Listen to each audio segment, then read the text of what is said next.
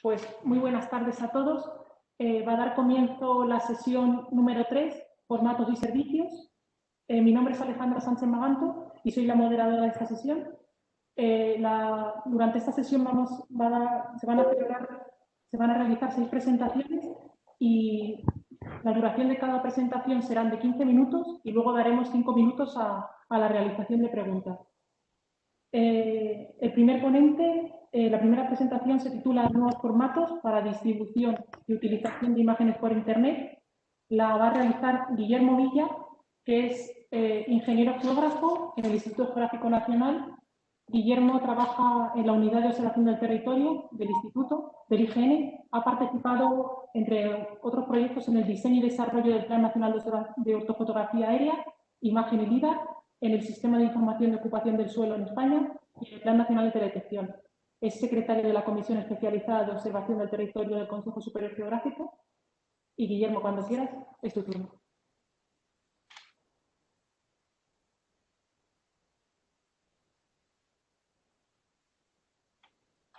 Utilización de imágenes por Internet.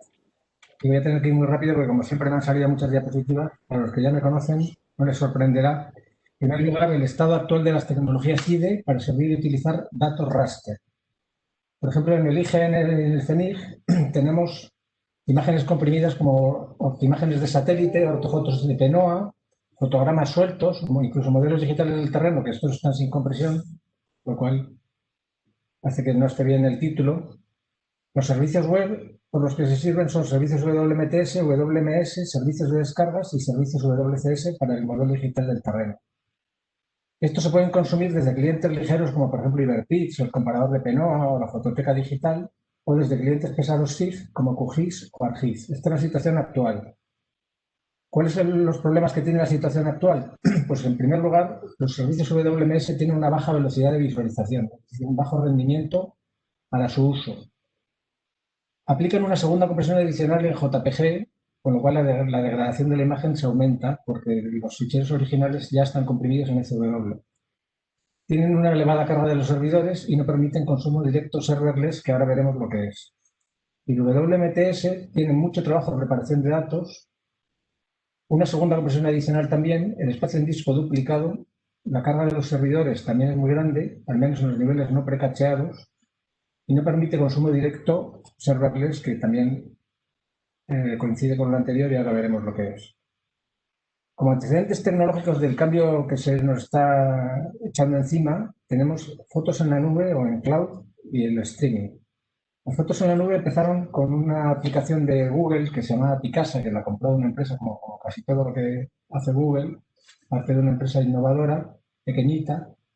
La compró y a partir de ahí se empezó a desarrollar una cantidad enorme de plataformas web de poner fotos en la nube, en cloud, como Google Fotos, Flickr, Amazon Fotos, etcétera, etcétera, etcétera. Hoy en día hay una innumerable cantidad de aplicaciones de este tipo. Y el vídeo en streaming también ha sido una explosión tremenda con YouTube, Netflix, Amazon Prime Video, etcétera, etcétera, etcétera. Hoy en día cualquiera utiliza un servicio de este tipo. La tecnología que hay detrás de todo esto es lo que se llama byte serving. En la Wikipedia tiene otros nombres como range request, byte range serving, page on demand, pero no he visto que le llamen streaming, que es lo que la gente suele decir. El streaming consiste en que tú demandas de un fichero una parte solamente, de los bytes, por ejemplo, aquí 1000 al 3000, y el servidor te responde con esos bytes en concreto. Y esto es una gran ventaja porque no tenemos que descargarnos un fichero enorme para visualizar solo una pequeña parte. En el caso de la teledetección, ha habido una explosión debido a los avances tecnológicos y a varios avances que ha habido en política de datos y otros que ahora comentaremos.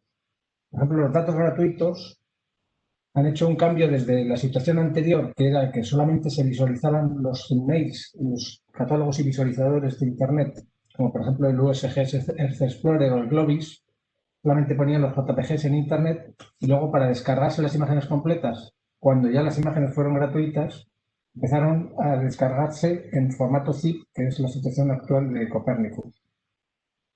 En formato zip que incluye muchos ficheritos de imagen dentro. Es decir, que no se visualizan por Internet o no se visualizaban hasta hace poco. La revolución Big Data llegó a teledetección, pues como a todos los campos de la ciencia y de la técnica, con una mayor disponibilidad de datos abiertos y gratuitos y el desarrollo e implementación de algoritmos de extremada complejidad. Todo esto ha hecho un cambio de paradigma. En vez de descargar los datos de partida y procesarlos en máquinas locales, cuando se hace imposible descargar los datos de partidas, hay que aplicar un nuevo paradigma, que es subir el programa a la nube donde están los datos y procesarlos allí. Entonces, la primera implementación exitosa de esto, la primera demostración de que esto era posible de teledetección, fue la plataforma Google Earth Engine, que fue desarrollada por Google en colaboración con la Carnegie Mellon University, la NASA, el USGS y Time, y fue lanzada en 2012. Esta plataforma tiene un éxito arrollador y ha cambiado todo el paradigma de teledetección de tal forma que una multitud de organismos y de organizaciones internacionales, de pequeñas empresas han seguido sus pasos y han empezado a hacer plataformas como las plataformas de acceso a las imágenes de distribuidores de imágenes, o sea, de proveedores de imágenes.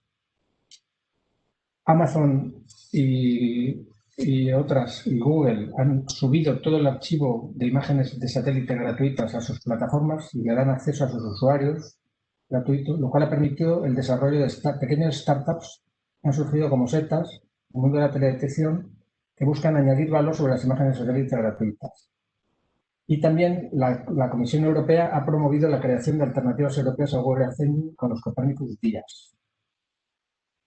Todo esto seguramente os sonará un poco raro a los que os dediquéis a la información geográfica normal, porque pertenece al mundo de la teledetección, pero ahora vamos a explicar por qué lo he contado.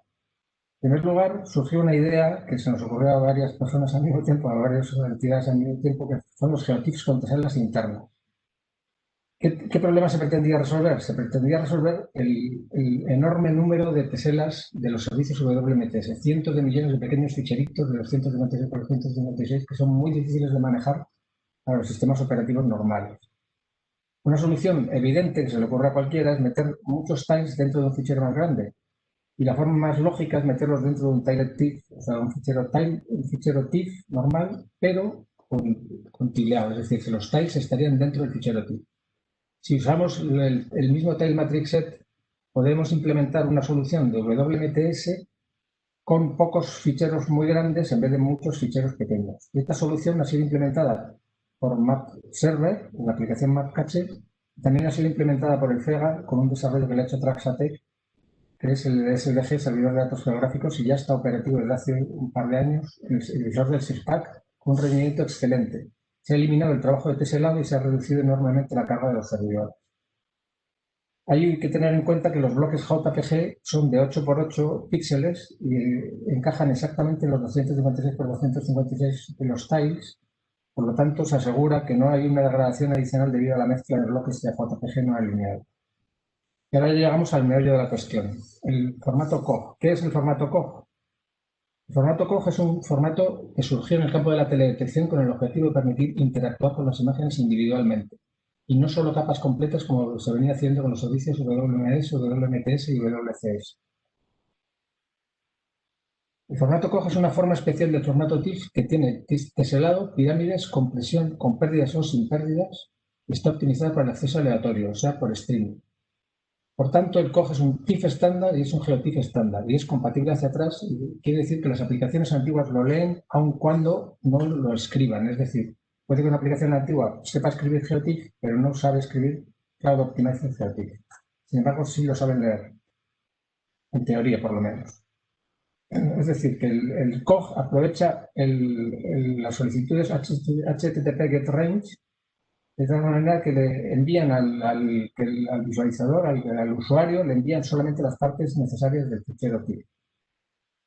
Aquí tenemos una comparativa de Stripped TIFF, Tiled TIFF y COG, y luego otras alternativas que, según esta presentación, que es de ESRI, no son buenas como NetCDF, HDF y otras que después comentaré.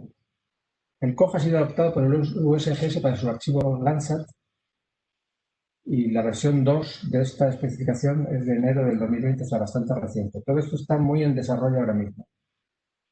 El formato COG, las ventajas es que es abierto y documentado, que hay librerías libres y gratuitas, es un GeoTIFF estándar, etcétera, etcétera. Y es muy rápido y, sobre todo, permite el consumo serverless, es decir, que no hace falta interponer un servidor WMS ni WMTS por un lado. Aquí lo del JPEG 2000, que prometía ser la solución a todo, está muy en discusión porque es un formato que tiene muchos inconvenientes, como lentitud de visualización, una excesiva guerra comercial, una excesiva complejidad técnica, etcétera, etcétera. Y aquí, bueno, aquí tengo unas diapositivas en las que explico por qué se ha basado Cogentix, pero como no me da tiempo, os las leéis vosotros. Esta sí me gustaría ponerla. De los TIFF originales, o sea, de los datos originales, se puede hacer la compresión sin pérdidas cuando vamos a hacer un procesado complejo, por ejemplo, en teledetección para variables científicas, o una compresión con pérdidas, y generaremos los cloud, TIFF, con compresión JPG para visualización en una IDE o visualización avanzada. Aquí tenemos algunos ejemplos y, bueno, el formato, los servicios WCS coinciden con los WCS en que no están pensados para visualización y los COG son como los vector tiles del mundo raster. Es decir, en esta diapositiva se presenta el COG como una alternativa al WCS que confía en el cliente para hacer la mayor parte del procesado. Los datos más adecuados para publicar en COG son los fotogramas sueltos y las imágenes de satélite multitemporales o los datos dispersos como PNO a 10 centímetros. Y temas todavía en estudio, transparencias, calidad de imagen versus factor de compresión y visualización de muchos ficheros ágilmente. Los inconvenientes del TIFF básicamente es que es un formato que, en contra de lo que la gente piensa, no es libre, sino que es propietario de Adobe. Lo que pasa es que es digamos, una propiedad light. O sea, Adobe lo cede gratuitamente al usuario y no interpone ningún tipo de pegas. O sea que en teoría es un inconveniente pequeño.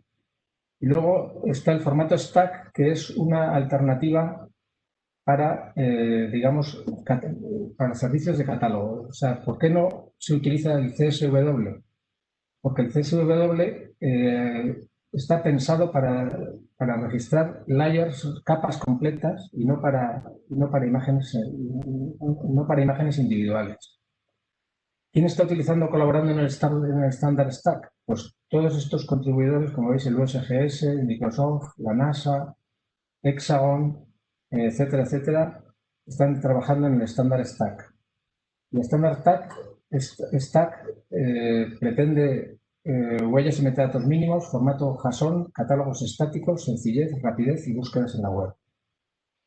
Aquí vemos un ejemplo de uso de catálogo Stack en las imágenes de satélite Cibers Cloud. Posibilidades de uso de COG y Stack, por ejemplo, montar servicios WMS a partir de COG, esto es muy evidente, ya lo hemos probado en el IGN. Montar servicios WMTS a partir de COG y Stack sin teselado ni precacheo, que esto todavía está a falta de probarse. Clientes ligeros consumiendo COG y Stack serverless, como por ejemplo COG Explorer o Reactive.io. Plataformas de diseminación ya existentes y funcionando como OpenAerialMap. Clientes SIG pesados consumiendo COG y Stack serverless, como por ejemplo QGIS. Con QGIS podríamos diseminar imágenes, datos raster solamente desde COG, sin interponer ningún servidor. Y visualización avanzada, podríamos hablar de distintas combinaciones de bandas, por ejemplo, para PNOA, el infrarrojo color, ajuste dinámico de brillo, gamma y contraste. Todo esto depende de que utilicemos un visualizador potente como un cliente pesado como QGIS o bien que lo implementemos en nuestro visualizador. Aplicación de filtros on the fly, equilibrado radiométrico, calce mediante expansión del histograma, time sharpen, corrección del aplanamiento radiométrico. Esto es lo mismo pero en color, perspectivas 2,5D, lo mismo pero en anaglifos, estereogramas sintéticos, índices NDVI y lo más interesante es, a mí, desde mi punto de vista, una de las cosas más interesantes es la fotogrametría en cloud, es decir, que los clientes fotogramétricos podrían acceder, en teoría, a todo el archivo de fotogramas que están almacenados en la fototeca digital del CNIC, que tiene cientos de miles de fotogramas. Esto se podría hacer mediante instalación de software fotogramétrico en un ordenador físico desktop o bien en un cloud virtual, o sea, una máquina virtual en el entorno de visualización propio, o en una máquina virtual en el entorno de visualización de terceros como Amazon o como Microsoft Azure o Google Cloud Platform. accediendo a los fotogramas que podrían estar también en el mismo almacenamiento, es decir, en la misma cloud. Desde el 2021 se van a empezar a generar los fotogramas comprimidos directamente en formato COG y convertir todo el catálogo histórico va a llevar bastante tiempo y esfuerzo y estamos estudiando la mejor forma de hacerlo. En cuanto a los estándares, simplemente deciros que habría que modificar el Data Specification de Inspire, Optimagery y Elevations para que admitieran las particularidades del formato COG, porque tal como están especificados, en principio no las admite, porque no admite la compresión JPG, no admite el BigTIF, etcétera, etcétera. Bueno, aquí tenemos tres aspectos del mismo principio, que son los estándares abiertos, datos abiertos, software libre, y en este caso tenemos tres implementaciones de cada idea. Los estándares oficiales y legales son estos, pero los estándares de facto son los que se van imponiendo con los desarrollos de software libre, sobre todo. En este caso, el COG es un estándar de facto que se está imponiendo y el STAC es otro estándar de facto. En cuanto al futuro y próximos pasos, pues nuestra idea sería añadir a lo anterior, dejarlo todo exactamente igual, pero poner los datos raster en COG y admitir el consumo serverless. Y para esto, ¿qué es lo que habría que hacer? Poner los COG en almacenamiento cloud, bien local o bien en plataformas web, plataformas cloud, proveedores de este tipo de plataformas, y montar servicios WMS, WMTS, sin precachear, sin teselar on the fly, permitir el consumo serverless, catálogo de huellas y metadatos en formato stack y montar aplicaciones en web o en sitios pesados de consulta y de procesado. Por último, querría hablar un momentín de la colaboración en software libre. Como sabéis, hay un montón de librerías que nos pueden ayudar a resolver todo tipo de problemas espaciales. Estas librerías se suelen agrupar en ecosistemas o stacks de software libre y aparentemente las administraciones públicas españolas en general están poco preparadas para este tipo de actividades tan tecnológicas. Sin embargo, creemos que hay mucha capacidad de desarrollo, o sabemos que hay mucha capacidad de desarrollo en OPIs, empresas públicas, universidades, grandes empresas tecnológicas, startups, desarrolladores freelance, estudiantes, doctorandos, etc. Y una de las formas que querríamos probar, que estamos empezando a probar en el IGN, que es muy atractiva, es realizar plugins de QGIS o desarrollar plugins de QGIS. Aquí tenemos unos cuantos que se han desarrollado. Por ejemplo, si ponemos la palabra clave Landsat o Sentinel o NASA, nos salen todos estos plugins de QGIS, que son desarrollos que se han ido implementando como plugins de QGIS en vez de como aplicaciones aparte. Aquí tenemos dos ejemplos de software libre en forma de plugins de QGIS relacionados con imágenes y datos raster, el plugin para líneas límite y el Remote Sensing Downloader, que están todavía en desarrollo. En cuanto a formación y contactos, en el IGN y en CENIC tenemos mucha experiencia sobre esto y podríamos hacer, los que saben de estos temas, podrían hacer fácilmente una formación específica. Por último, invitaros, si estáis interesados en esta colaboración de software libre sobre COG y Stack. Yo soy el secretario de la Comisión Especializada de Observación del Territorio del Consejo Superior Geográfico. Tenemos un grupo de trabajo que se reunió por última vez en el 2019, justo antes de la pandemia, o poco antes de la pandemia. Y si estáis interesados en esta colaboración en software libre sobre COG y Stack, si os parece interesante, mandarme un email porque lo podríamos poner en marcha con relativa facilidad. Y nada más, muchas gracias por vuestra atención. Si hay alguna pregunta.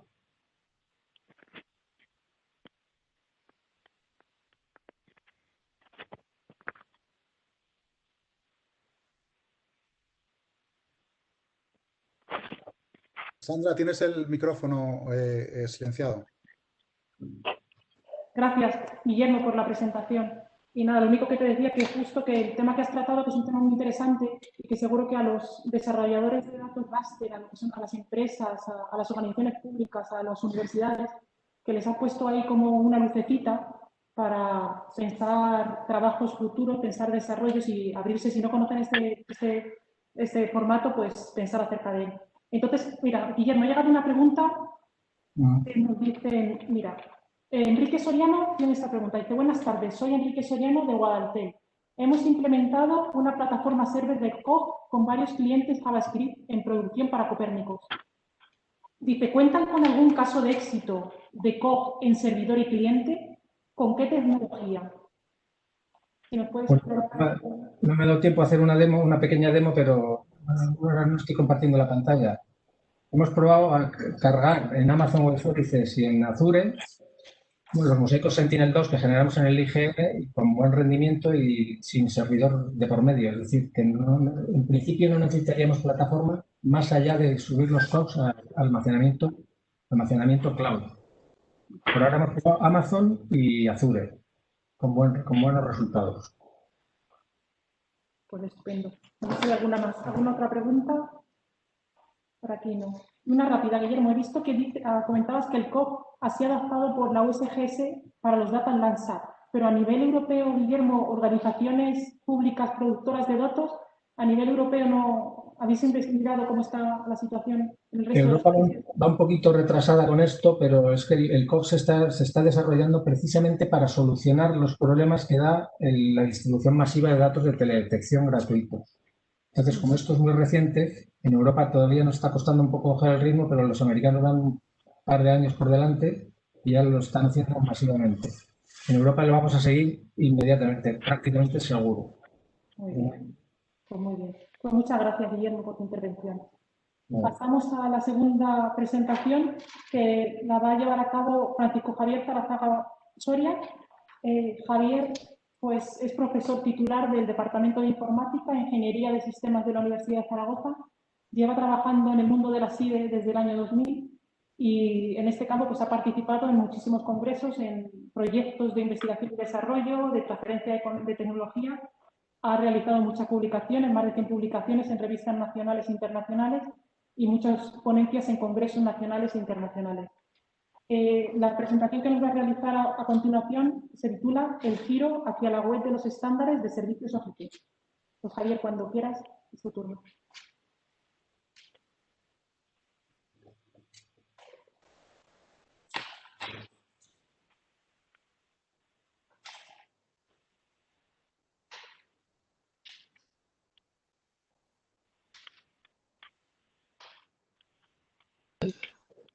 Ahora, ¿ves mi presentación? Sí. Vale. Vale. Bueno.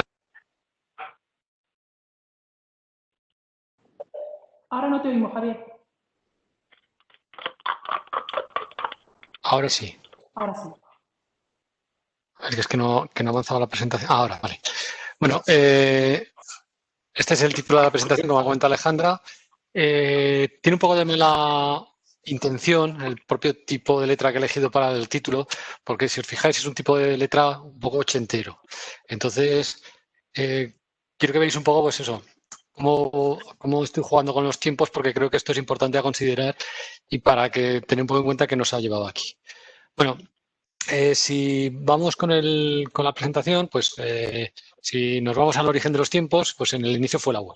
Entonces, en 1989 es la fecha que más o menos admite todo el mundo como el lanzamiento de la World Wide Web de la mano de Tim Berners-Lee, que entonces todavía no era SIR, lo hicieron más tarde, y en el CERN, en Suiza.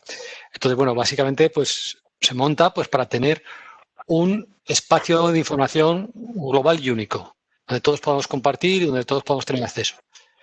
De la mano del nacimiento de la web nos viene el nacimiento también del W3C. Voy a hacer un hilo comparativo del W3C, que es un poco el referente del desarrollo de la web, con OGC, que es nuestro referente, el referente con el que nos volvemos a manejar nosotros. Los dos son consorcios internacionales.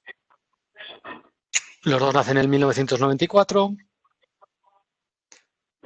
De hecho, OGC tiene más miembros que el W3C. OGC tiene 527 miembros al final de 2019 frente al W3C, que tiene 443. Hay muchas entidades que están en los dos. Los grandes Google, Microsoft y demás están en los dos.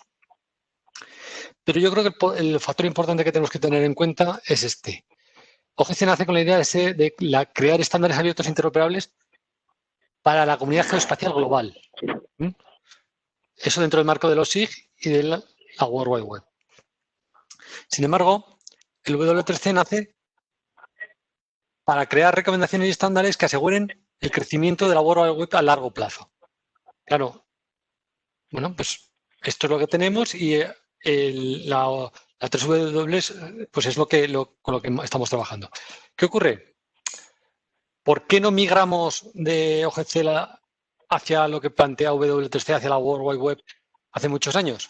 Bueno, pues teníamos una orientación a la publicación de datos, ¿vale? Esto era más que suficiente. Teníamos que publicar, que es lo que nos exigían, y además teníamos el mejor dato. No olvidemos que en torno a OGC estamos, sobre todo, muchísimas administraciones públicas, que somos los grandes creadores de información. Entonces, bueno, tenemos el mejor dato y tenemos... Y esto para nosotros fue suficiente hasta que llegamos a 2005. ¿Y por qué 2005? Bueno, vamos a ver un poco algunas fechas. En 2003, los hermanos Rasmussen, Noel Gordon y Stephen Ma cofundaron Where2 Technologies. Vale, ¿y qué? Puede ser la pregunta. Bueno, en octubre de 2004 Google compra Where2 Technologies. Esto ya nos puede dar alguna sospecha de por dónde pueden ir los tiros. En febrero de 2005 nace Google Maps. Y a partir de ahí cambió todo. Si nos sirve algunas fechas, Degree, que es uno de nuestros referentes, nace en 2002, anterior a Google Maps. GeoNetwork nace en 2001. Incluso nuestro KTMD nace en 2002.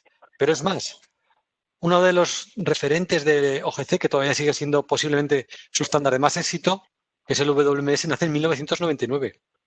Estamos hablando de que tenemos un sistema que debería haber sido la competencia de Google Maps, que nace 6 años antes. 6 años antes. Bueno, pues, y no funcionó.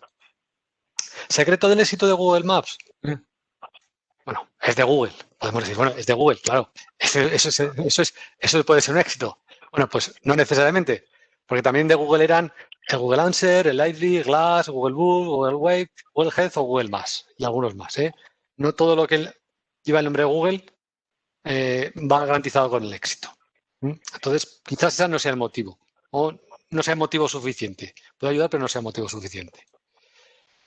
Sí que es motivo suficiente que está orientado a una rápida respuesta al consumidor de información. Nosotros, como hemos visto antes, no tenemos el foco puesto en el consumidor de información. Y la calidad del dato ya la mejoraremos. Hasta tal punto es así que durante muchos años la ortofoto que teníamos de Google de referencia de Calatayud, que es una ciudad, hombre, pues no es muy grande, pero estaremos hablando de unos 50.000 habitantes, que está entre Zaragoza y Madrid, que tiene parada del AVE. Bueno, pues durante muchos años esto era lo que podíamos ver de Calatayud en Google. Mientras tanto, mientras esto era lo que nos ofrecía Google, esto era lo que nos ofrecía el PNOA.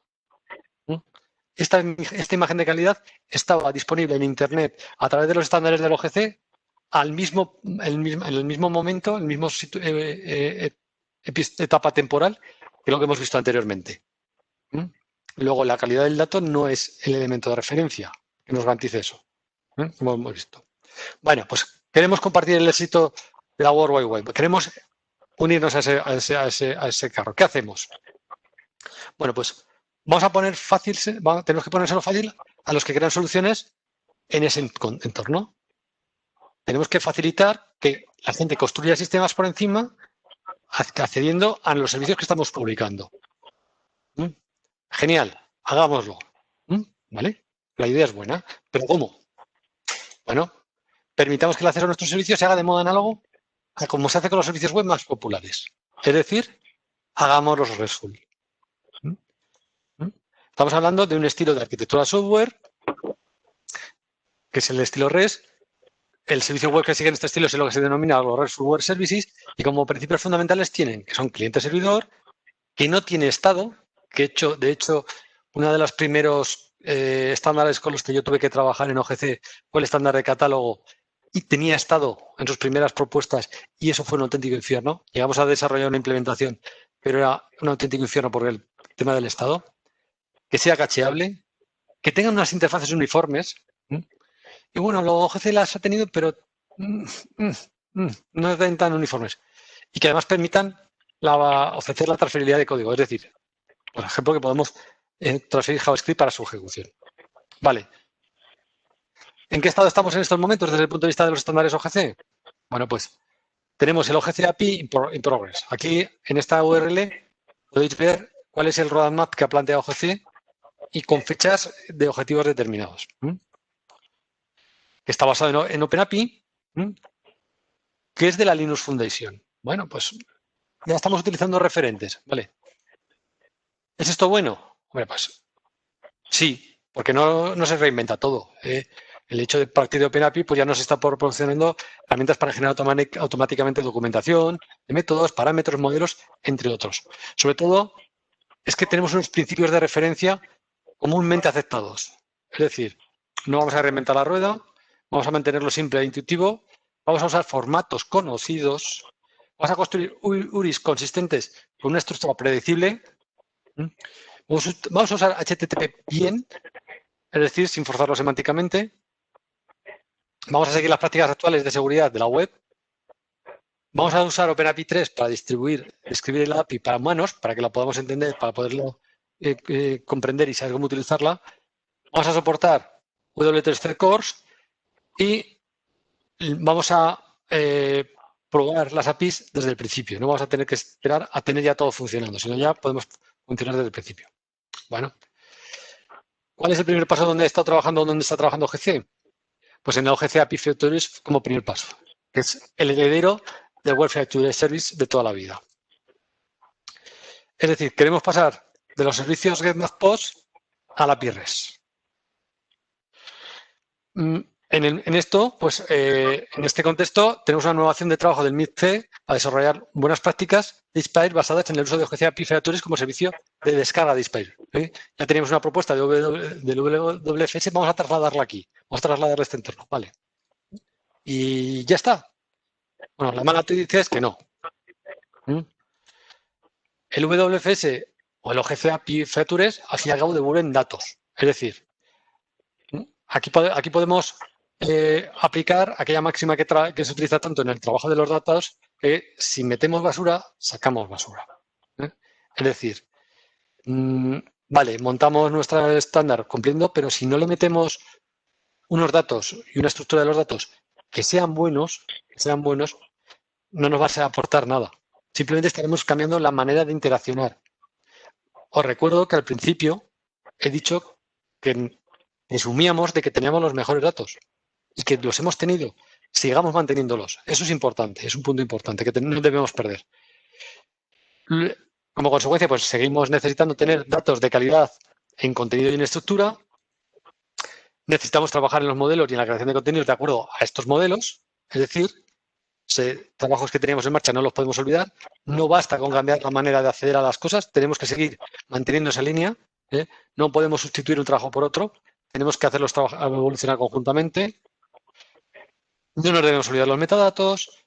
No nos debemos olvidar de los metadatos con sus recursos y no nos debemos olvidar de las relaciones entre los propios recursos. Al fin y al cabo, uno de los elementos que tiene fundamentales el ámbito de la información geográfica es que tenemos elementos para conectar realidades en el tiempo a través del espacio. Entonces, esas relaciones son las que tenemos que trabajar porque son las que nos van a aportar valor y por las cuales vamos a poder construir por encima sistemas diferenciales. Y si no lo hacemos, bueno, pues podremos poner fácilmente basura en aplicaciones web. Y eso hay mucha gente capaz de hacerlo. Poner fácilmente basura en aplicaciones web es fácil. Lo difícil es poner buenos datos en aplicaciones web. Y a medio y largo plazo no será bueno para nosotros el que se nos etiquete de basura, porque todo el prestigio y toda la capacidad que tenemos de manejar esos datos la habremos perdido. Bueno, pues muchas gracias por la atención y cualquier duda, cualquier comentario, tanto ahora como si no, a través de Twitter o a través del correo electrónico podéis contactarme. Muchas gracias. Javier, muchas gracias por tu presentación y bueno, a mí me ha gustado mucho. Me ha gustado mucho cuando has dicho que tenemos que ponérselo fácil a los que crean soluciones WWW, porque yo creo que en la realidad, y somos realistas, cuando se desarrolla lo de poner fácil no es uno de los premisas, ¿no?, que se tiene a la hora de... Pero me ha gustado proponer que se intente por lo menos a la hora de hacer desarrollos que se lo pongamos fácil a los que tienen que crear las soluciones. No sé si no veo ninguna pregunta por aquí, porque yo tengo dos preguntas para hacerte. A ver si hay alguna. Van a estar. Vale. Mira, Javier, me ha surgido justo dos dudas. Mira, Por ejemplo, si imaginemos el caso pues eso, de comunidades autónomas, el caso de ayuntamientos, incluso Administración Nacional, que tiene ya creados servicios, que tiene sus WMS, sus WMTS funcionando, entonces este nuevo paso a proporcionar mediante RESTful la información, ¿qué supone? ¿Estos desarrollos se reaprovechan, se transforman? ¿Hay que empezar de cero? A ver, en un principio, la línea que se está trabajando ahora desde OGC es hacer evolucionar los propios servicios. Bueno, teóricamente son especificaciones distintas. Los desarrolladores lo que están trabajando es en extenderlos para darles cobertura. En estos momentos, creo que es Degree, sí, Degree me parece que es la que está haciendo las primeras versiones del OGC API y lo que está planteando es una extensión para que de alguna forma tú puedas tener un degree antiguo, para entendernos, y un degree nuevo. De tal forma que puedan atacar al mismo sistema de almacenamiento, que es lo que tiene sentido, que lo que tiene sentido es eso. Al fin y al cabo, el sistema deseable sería que tú tuvieses, como entidad, tuvieses las bases de datos de producción, esas bases de producción, a través de unos mecanismos de seguridad que pueden pasar por réplica o no, fuesen las que estuvieses publicadas a través de los servidores de web, y esos servidores web, ya a través de ese punto de entrada, ofrecieses hacia afuera el acceso a través del canal que tú veas más útil y interesante para el desarrollador. Vale, vale. Y ya una muy rápida. Cuando has dicho justo que este nuevo desarrollo es una implementación del servicio WPS, pero de la última versión del WPS, ¿o esto va a tener en cuenta del 2.0? ¿Ya está trabajando con el 3.0? ¿Ya es una evolución más del servicio? A ver, es que WFS como tal desaparece. Ahora está la idea de OGC API. Es un tema también de marketing de OGC, ¿vale? Es también un tema de marketing. Básicamente, de hecho, lo que se está hablando es que el WFS 3.0 es el OGC API 1.0, o sea, para entendernos. De tal forma que yo entiendo que no hay intención de seguir evolucionando el planteamiento anterior y que a partir de ahora lo que tendremos serán evoluciones basadas en el uso de OGC API. Lo que pasa es que lo que se pretende es unificar bajo una misma aproximación y bajo un mismo paradigma.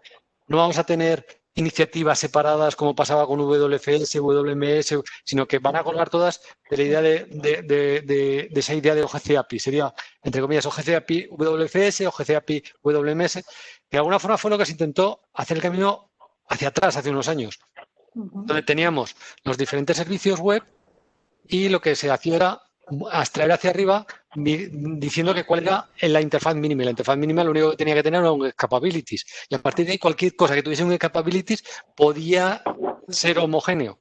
Entonces, en lugar de hacer ese camino hacia atrás, lo que se pretende es que vaya ahora siempre hacia adelante, de tal forma que los nuevos se vayan encajando para que tener una familia de APIs, porque al fin y al cabo tú acabas tirando, si tú tienes un WMS, pues para mostrar los vectoriales en el WMS seguramente tirarás de un almacenamiento que sea el mismo que tengas para el WFS para las descargas, que además luego, si ese almacenamiento tiene suficiente capacidad para manejar los raster, también será el que tú utilizas para el WMS, pero también será el que utilices para el de coberturas y así sucesivamente. Entonces, de tal forma que al final tú vas a tener tus bases de datos, tus geodatabases para entendernos, con tal información y de las cuales vas a darle salida casi sin distinguir el formato. Simplemente lo irás adaptando. Vale. Lo que pasa es que esto va muy lento y veremos a ver si no tenemos un cambio de paradigma a nivel de web antes de que podamos implantarlo de manera general. Lo importante es empezar a caminar, luego ya la velocidad se va cogiendo. Bueno, pues muchas gracias, Javier. De nada. Vamos a pasar a la siguiente presentación, que va a ir a cargo de Teresa Batista. Teresa es licenciada en Ingeniería Geotécnica por la Universidad de Évora, es jefa de unidad de ambiente y...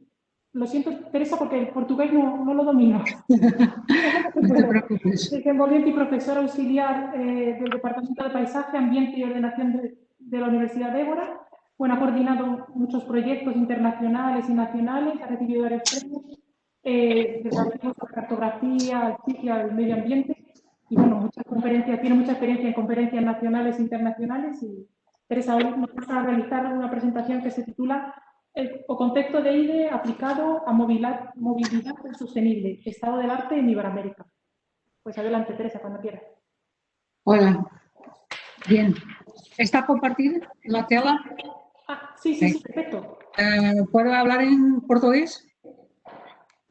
Como te sientas más cómoda. Ok. Muito obrigada, Alexandra. A apresentação que vou fazer é sobre a aplicação do conceito de infraestrutura de dados espaciais à mobilidade sustentável.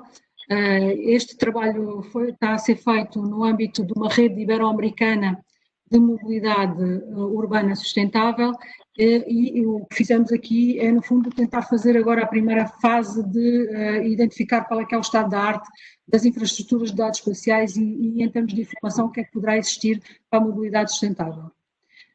Vou falar-vos um bocadinho sobre a rede ritmos, os dados que identificamos que são necessários para a mobilidade sustentável, fazer um bocadinho o ponto de situação das infraestruturas de dados espaciais que existem na Iberoamérica, pelo menos daquelas que estão dentro do projeto, e algumas considerações. Primeiro, os objetivos deste trabalho. Primeiro, identificar as necessidades de informação para a mobilidade sustentável.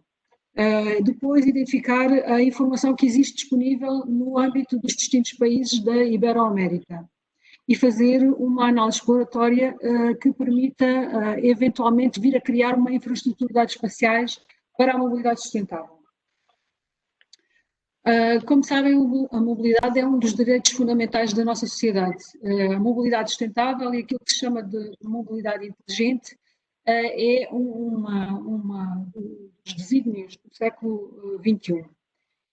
O que temos e o que pensamos que poderá ser muito importante e que as infraestruturas de dados espaciais têm aqui um papel fundamental, quer na partilha de informação, quer no auxílio, quer do planeamento e da gestão da mobilidade sustentável. A mobilidade sustentável contribui para os desígnios dos Objetivos de Desenvolvimento Sustentável. Perdão. Ora, o trabalho que estamos a efetuar está a ser feito no âmbito, como eu disse, da rede ibero-americana de transportes e mobilidade urbana sustentável. É uma rede que foi criada em 2018 no âmbito do programa ibero-americano CITED, que é o Ciência e Tecnologia para o Desenvolvimento, e integra 14 países: Argentina, Brasil, Colômbia, Costa Rica, Cuba, Equador, El Salvador, Espanha, Guatemala, Honduras, México, Panamá, Portugal e Venezuela. Neste grupo estão integrados 20 grupos de investigadores, 91 membros. De Espanha está a Universidade de Valladolid, que coordena, e a Universidade de Barcelona, e Portugal está a Universidade de Évora e a Comunidade Intermunicipal do Alentejo Central.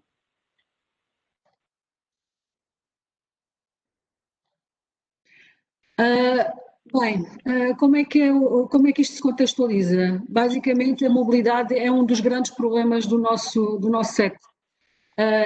Prevê-se que até o ano 2030, cerca de 60% dos habitantes global estejam em cidades. O número de megacidades está a aumentar brutalmente, está em grande crescimento. Assim como está em grande crescimento as cidades intermédias, essencialmente as latino-americanas e também em outros países que têm crescimentos desproporcionados e pouco ordenados. As expectativas de venda de automóveis quase que vão duplicar até 2025 e, portanto, isto é realmente muito preocupante. Para além disso, como todos sabemos, as emissões contaminantes e o ruído causam doenças respiratórias, pulmonares, cardiovasculares. A congestão do trânsito implica perdas de tempo e consumos de combustível. Tal como já tínhamos ouvido falar aqui, o transporte representa 25% do consumo mundial de energia e 25% das emissões de gases de efeito de estufa. A rede Ritmos pretende desenvolver esta rede participativa, onde estejam as instituições de desenvolvimento e de investigação, as empresas, as administrações e todos os interessados na mobilidade sustentável.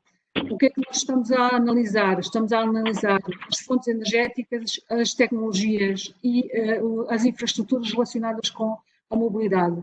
e o que nos interessa é ver a melhoria dos aspectos operativos, nomeadamente no transporte, nos sistemas de transporte, quer urbano, interurbano e regional, e também os aspectos tecnológicos e sociais, ambientais e económicos. Os resultados esperados são, no fundo, podermos contribuir para a mobilidade sustentável, eficiente e segura e equitativa, e também informando os decisores e os profissionais sobre as diferentes opções para a mobilidade sustentável. Para isso criámos cursos e temos jornadas e simpósios. Estamos a trabalhar na definição de planos de mobilidade para cidades intermédias e em documentos técnicos e científicos. Tivemos já quatro encontros, um primeiro em Sangolquí, no Equador, o segundo em Tegucigalpa, nas Honduras, o terceiro em São Salvador e o quarto no Panamá. E já está em curso um diplomado em mobilidade urbana sustentável, que está a ser feito através da internet, cujo organizador é a Universidade Simeão Canas de São Salvador, e que está a decorrer até maio de 2021. Destas reuniões que tivemos com os vários parceiros, tentámos identificar conjuntamente com vários especialistas qual era a informação geográfica mais importante para a mobilidade. E temos aqui um resumo, temos a informação de base, obviamente, as infraestruturas da mobilidade, nomeadamente rede viária, rede ferroviária, vias pedonais e ciclovias e todos os interfaces, paragens e estações de transporte, os dados operacionais, nomeadamente sinalética, sentido, vias, qualidade e conservação da via, visibilidade da via, dados de trânsito em tempo real, rotas dos transportes públicos, informações ao cidadão e segurança da via. E toda a componente de planeamento, planos de ordenamento, quer do espaço urbano, quer planos de ordenamento municipal, planos negros da mobilidade e planos de mobilidade sustentável. O que é que existe fundamentalmente nestes países onde fizemos esta análise? Existem estatísticas censitárias, alguns relacionados com a mobilidade, nomeadamente o número de residentes, o número de visitantes, também o número de carros que existem, alguns movimentos pendulares, quantas pessoas se movem por dia, de onde para onde, motivos, grupos etários, como funciona o transporte para as pessoas com necessidades especiais e que tipo de transportes existem, que tipos, se é público, se é privado, qual é que é a organização, a forma de organização, a governança, o número e o tipo de veículos e o tipo de combustível e emissões.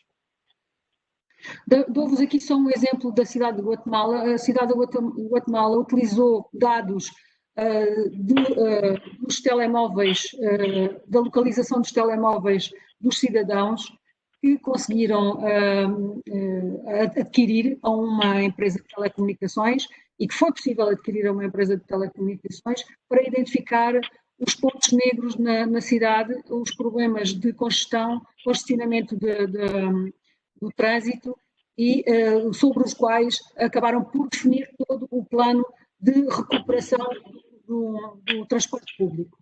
E aqui temos alguns dos exemplos que eles estão a trabalhar, portanto, na linha do Transmetro, também na estruturação do sistema e modernização do sistema de infraestruturas, na proposta de redes de ciclovia e na reestruturação de todo o transporte público, nomeadamente com mais cobertura, com buses mais amigáveis no ambiente, com a parte toda de ética integrada. Bom, isto em termos de mobilidade urbana sustentável, nós temos uma grande diferenciação entre aquilo que é a América Central, os países da América Latina, e aquilo que temos aqui na Península Ibérica, naturalmente.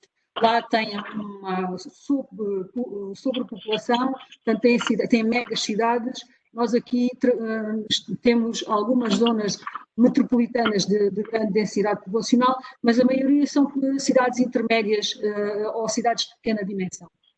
Acontece que, em termos de informação geográfica, estamos também bastante diferentes, é bastante diferente essa possibilidade. Portanto, estivemos a analisar as infraestruturas de dados espaciais que encontramos disponíveis na internet.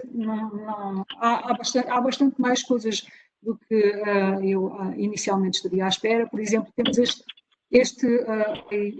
a IDERA, que é a Infraestrutura de Dados Espaciais da República Argentina, tem muitíssima informação, portanto, tem já muita informação, estão bastante avançados. A do Brasil, ainda do Brasil, que é também bastante completa. Temos a da Colômbia. A Colômbia não tem muita informação, tem mais cartografia de base, mas não tem muita informação mais detalhada. Mas tem uma muito interessante, tem uma infraestrutura de dados espaciais transfronteiriça com o Equador. Também no caso da Costa Rica há muito pouca informação disponível. Esta é do Equador, também com alguma informação, mas tem esta particularidade de ter dados interessantes, como a percentagem de quilómetros pavimentados, portanto, alguma informação mais temática sobre a mobilidade. No caso de Espanha, temos muitíssimas infraestruturas de dados espaciais, como todos conhecem. No caso de Cuba, a da província de Matanzas. A da Guatemala é uma daquelas que está mais completa em termos de dados de base para a mobilidade sustentável. No caso do Panamá, não conseguimos aceder à infraestrutura panamenha. No caso de Portugal, também temos muita informação de base que poderá ser utilizada numa infraestrutura de dados dedicada à mobilidade.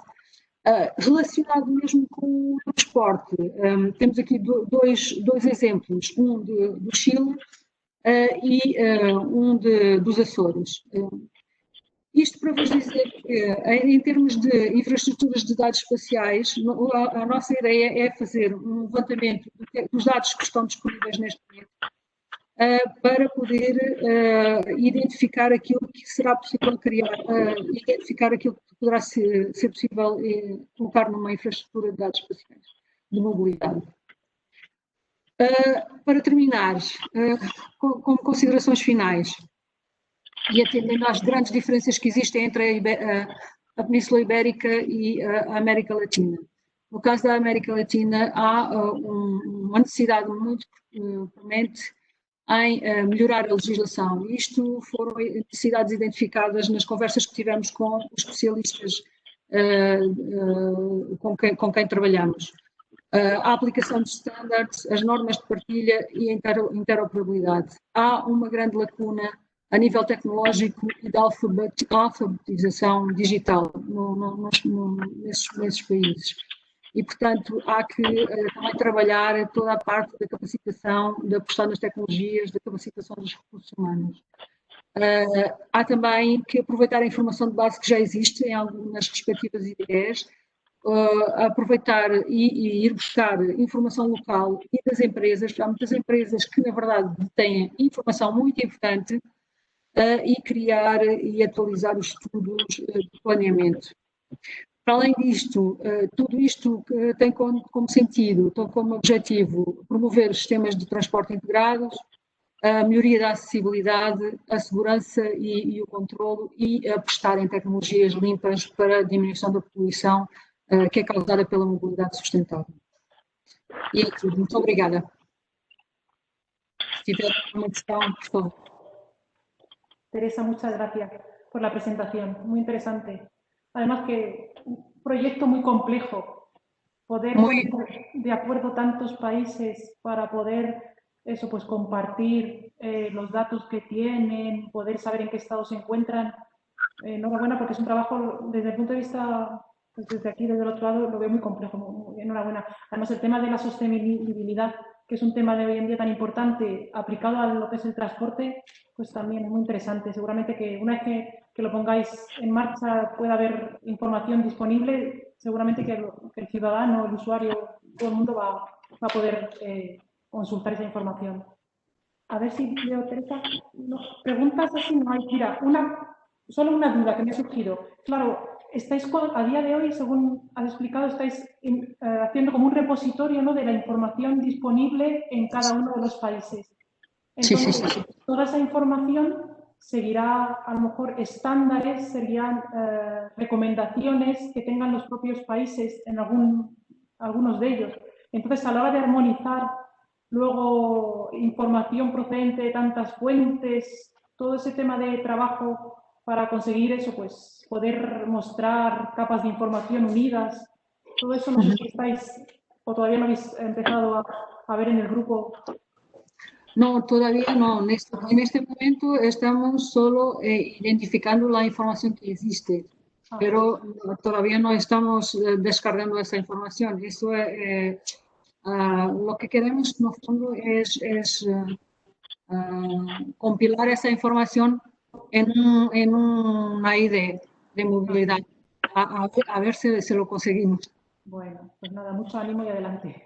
Gracias. Bueno, a continuación vamos a José Antonio Moreno del Instituto Español de Cartografía de Andalucía.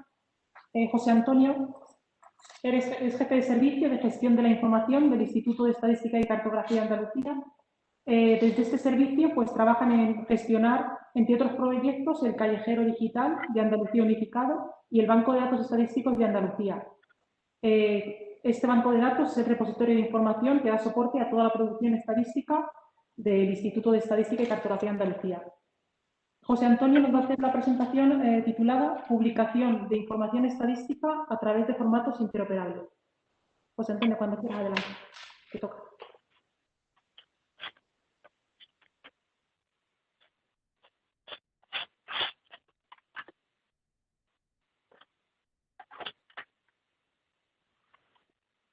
No te oímos, José Antonio. Tienes apagado el micrófono, yo creo. Ahora sí, ¿no? Ahora sí, perfecto. Ahora. Muy bien. Buenas tardes. Lo primero, agradecer a la organización esta invitación. Es la primera vez que participamos con una ponencia que versa sobre estadística, a diferencia de lo que actualmente venimos haciendo, ¿vale? Es cierto que la estadística tiene que aprender un montón de cosas del mundo de la infraestructura de datos espaciales y del mundo de la publicación de estándares y servicios. Y bueno, estamos en ello, ¿vale? Desde Andalucía os voy a contar un poquito sobre qué versa la exposición. Voy a compartir pantalla.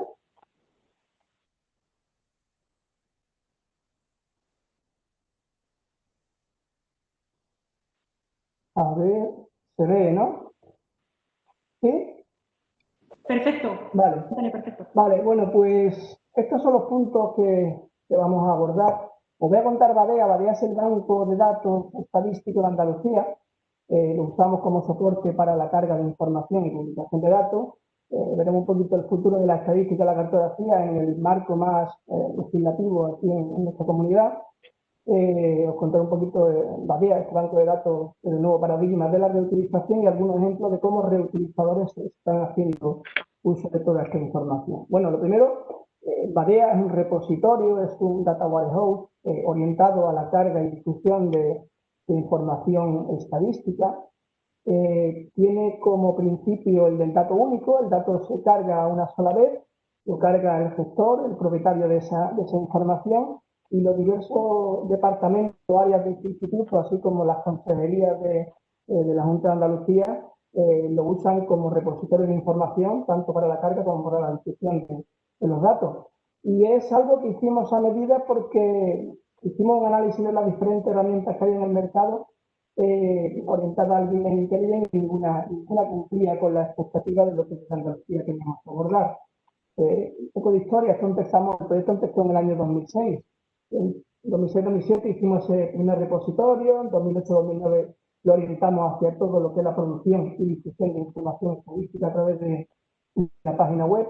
Hubo un periodo en el cual las consejerías, lo que aquí llamamos el sistema estadístico y cartográfico de Andalucía, se integran en este sistema de información. Entre el 2016 y 2020 hemos hecho una migración del entorno y se han hecho mejoras en toda la operabilidad del sistema.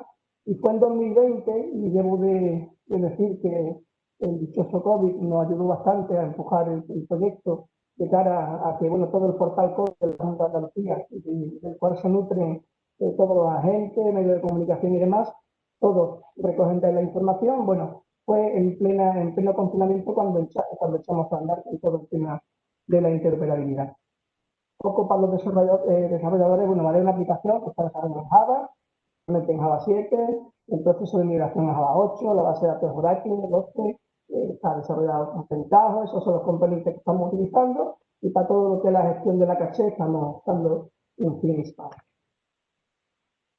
Ya os decía, como repositorio centralizado, la parte interna, lo que no está accesible a los usuarios finales que consumen información estadística, es un repositorio en el cual todos los productores trabajan con las mismas clasificaciones, los mismos estándares, cada órgano es el encargado de producir su dato, que se comparte con el resto del sistema.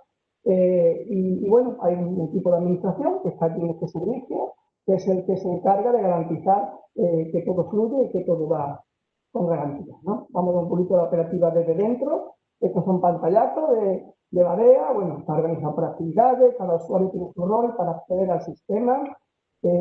Cada actividad tiene un conjunto de cubos, estructuras multidimensionales en las cuales los productores cargan su información. Por ejemplo, este es el cubo de datos municipales de casos de COVID aquí en Andalucía. Y bueno, este es un poco el diseño del cubo, tiene un conjunto de dimensiones sobre las cuales se estructura la información, puede que tenga una o varias medidas, bueno, todo un poco el lenguaje de Tower House, que bueno, ahí dejo para que la gente más o menos lo vea.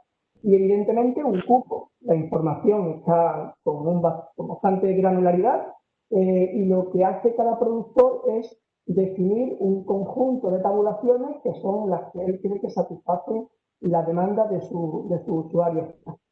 Estas son consultas, no son más que eso, consultas contra cada uno de estos cubos, que, bueno, que se visualizan y que se publican, y además cada productor puede definir un árbol que da soporte a ese conjunto de consultas, ¿vale?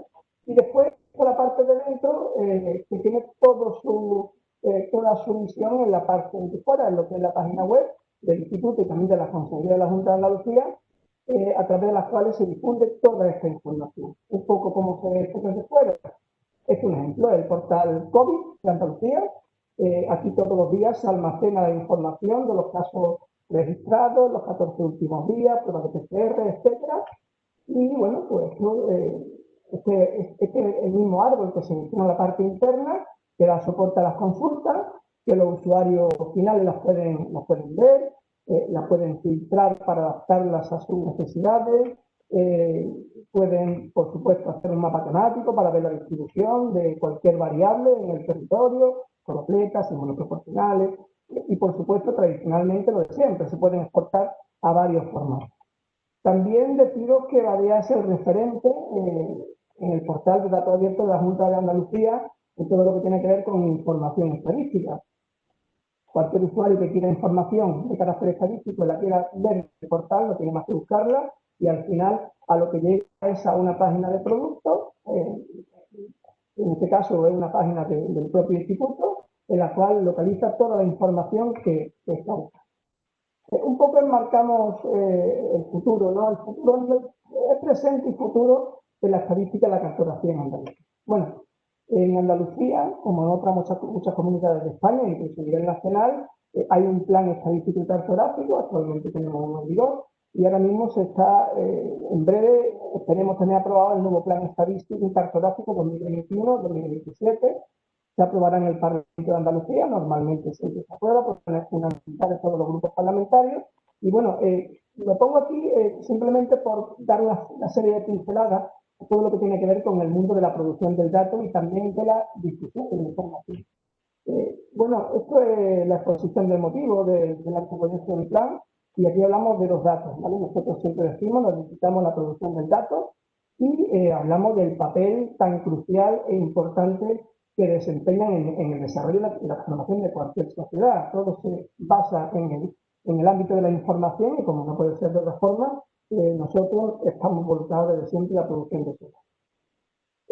Fijaros, aquí ya empezamos a hablar de interoperabilidad. Este es el artículo 3 de los objetivos generales del plan. Hablamos, por supuesto, de los objetivos generales de la producción y mejora continua de datos e información de carácter estadístico y geoespacial, pero aquí ya empezamos a hablar de accesibilidad y de reutilización de eso, ¿vale? De hecho, en el artículo 4, uno de los principios del plan es expresamente lo que tiene que ver con la interoperabilidad. Somos estadística y cartografía, en el ámbito de la cartografía hace mucho tiempo que lo hacemos todo como nos mandan los estándares, y en la estadística evidentemente tenemos que hacerlo exactamente igual. En los objetivos estratégicos se habla de una infraestructura interoperable de datos integrados para fines analíticos, que bueno, no me explayo mucho más, pero hay un capítulo en el cual se habla de toda esta infraestructura y de cuál es la finalidad y qué es lo que se persigue, cómo se va a crear, etc. Y bueno, tenemos otro elemento que bastante incide de forma directa en cómo damos a conocer la información, y es la directiva de la Unión Europea 2019/24 relativa a los datos abiertos de utilización de la información del sector público. La conocéis, simplemente no quería dejar de pasar por alto una serie de cuestiones que son claves en nuestro ámbito. Bueno, no hace falta, lo dejo en la presentación, pero aquí a lo que vamos es al tema de la reutilización. También se definen los conjuntos de alto valor, bueno, se fundamentan en la idoneidad para la creación de servicios de valor añadido, aplicaciones, etc. Y la estadística está entre los 6 grupos o conjuntos de alto valor, lo cual estamos obligados a servir la información para que una máquina pueda interpretarla y replicarla en sus diferentes entornos. Y por supuesto, bueno, la información del sector público, como no puede ser de otra manera, representa una fuente extraordinaria de datos y fundamental para todo lo que es la toma de decisiones. Y evidentemente, para facilitar la reutilización, tenemos que usar formato abierto, miles por máquina, sin olvidarnos, como no puede ser de otra manera, de los mismos. Bueno, tenemos las herramientas principales para caminar hacia el objetivo que nosotros en nuestro contexto, en nuestro ámbito nos hemos marcado, ¿vale? Tenemos el plan y tenemos el directivo. Badea ante nuevo paradigma. Badea desde siempre, desde hace muchos años, el repositorio del cual se nutren todos los reutilizadores. Es cierto que la información estadística los reutilizadores la han sacado en formato Excel, en formato LibreOffice, PDF, etcétera, y ese ha sido el medio tradicional hasta que también en el ámbito de la estadística empezamos a reutilizar. Bueno, esto es lo que tradicionalmente veníamos usando, y lo que hemos hecho, y ya os digo que lo hemos hecho en plena pandemia, en pleno confinamiento, ha sido generar un catálogo API a través del cual los datos estadísticos se ponen a disposición de los usuarios mediante una API REST a través de peticiones URL, ¿vale? De forma que la totalidad de consultas, esas tabulaciones de las que hablaba anteriormente, están accesibles en un formato interoperable, de forma que cualquier reutilizador puede acceder a la información que estamos difundiendo a través de nuestros canales. Ahí tenéis la URL, ahí tenéis el catálogo API, ahí está toda la documentación para que cualquier reutilizador que se desenvuelva en el ámbito de estas cuestiones haga uso de todo lo que estamos publicando, ¿vale? La URL. Esto es simplemente un ejemplo, ¿no? El caso de un fichero JSON que se agrega, los datos se interpretan en base a la información que se ofrece, donde se especifica el código que identifica la consulta, título, subtítulo, actividad, la fuente de datos, periodicidad, las notas. Tenemos aquí toda la metainformación asociada a las diferentes dimensiones que conforman cada una de esas tablas que estamos poniendo al uso de los reutilizadores. Y por supuesto aparece toda la metainformación de la medida, del código, descripciones, posición, etc. Un ejemplo de cómo está accesible la información para que cualquier reutilizador la pueda usar sin ningún tipo de problema. Y bueno, el siguiente paso, que ahora mismo está en desarrollo, es que podamos parametrizar cada una de esas consultas, que pueden ser bastante extensas, de forma que, bueno, el que quiera simplemente trabajar con un subconjunto de datos, en el caso que nos ocupa, pues si en el ámbito local un medio de comunicación quiere reutilizar no toda la consulta, sino una serie de municipios que son los que conforman una determinada comarca, que pueda filtrar por la dimensión territorial o por la dimensión, cualquier dimensión que aparezca en esa consulta, y hacer un uso extensivo de esos datos. Y ya para finalizar, os voy a poner unos cuantos ejemplos de reutilización de nuestros datos.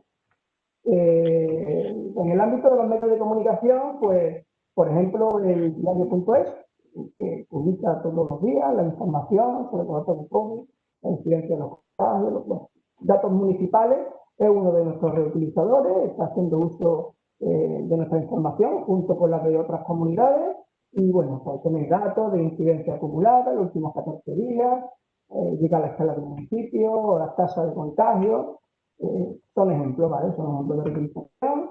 O el Diario de Sevilla, lo que restringimos un poquito más al ámbito local, hace prácticamente lo mismo, genera una serie de mapas temáticos, de los cuales pues, diagnostica cuáles son los municipios de la provincia de Sevilla, donde la incidencia en los casos de COVID es más ingente. También hay empresas tecnológicas que se dedican o que reutilizan nuestra información, ¿no? Por poner alguna, bueno, Palantir, que es uno de nuestros proveedores, tiene un cuadro de mando en el cual usa información de diferentes fuentes y diariamente actualiza sus datos para España. En el caso de Andalucía, pues facilita información en modo cuadro de mando por provincia, por distritos sanitarios, también por municipios. Hay otros reutilizadores, por ejemplo, Indexa Geodata, que es otro de nuestros proveedores, que con Carto pues también tiene un portal en el cual reutiliza la información que estamos generando en este contexto. 3 minutos, José Antonio. ¿Sí? ¿Perdón? 3 minutos. Sí, no, acabo antes. Bueno, nosotros mismos estamos reutilizando la información que generamos. En ese portal, a través de Tableau, estamos reutilizando una serie de consultas para confeccionar el cuadro de mando que diariamente se pone al uso de cualquier ciudadano que quiera ver la evolución de las cifras del COVID aquí en Andalucía. Esta es la propia Junta de Andalucía, en un portal de la Consejería de Residencia, que también está reutilizando la información para crear cuadros específicos que son de su interés, y ahí tienen sus datos también publicados.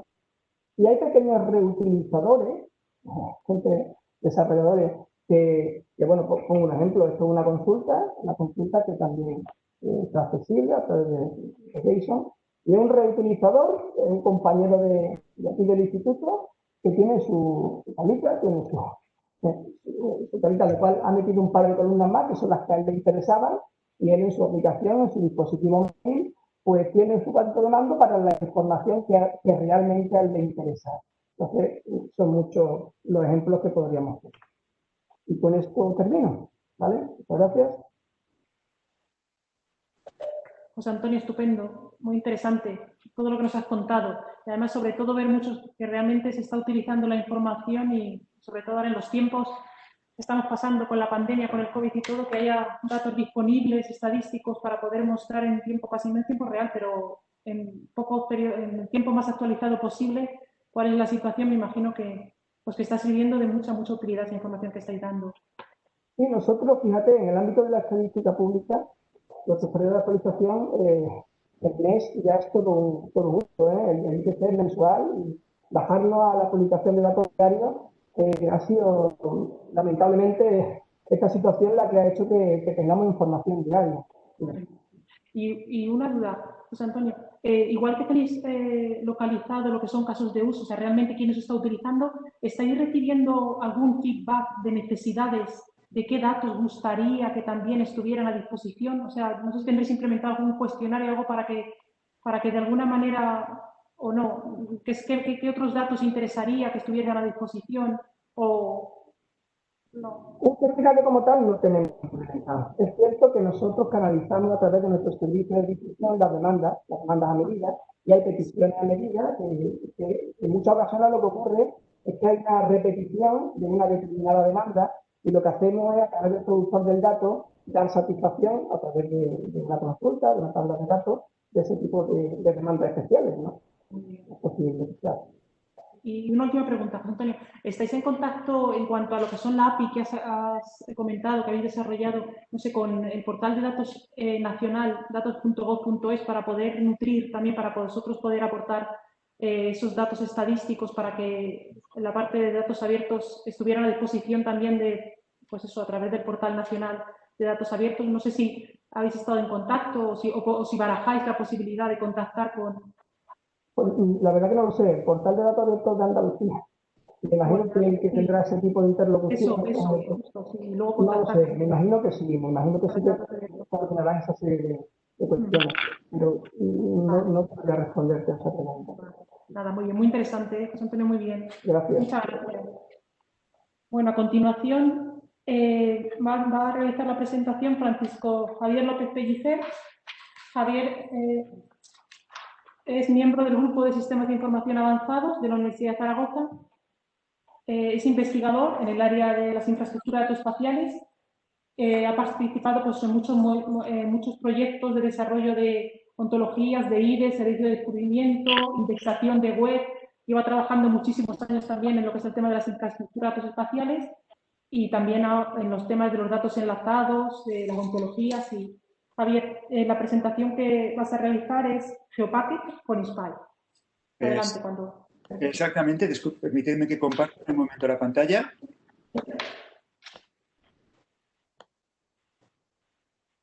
Lo primero de todos, muchísimas gracias a los organizadores por haber podido montar todo este evento en estas circunstancias tan complicadas y que tengamos finalmente unos IDEs. Espero que se comparta ya, ¿sí? Bien.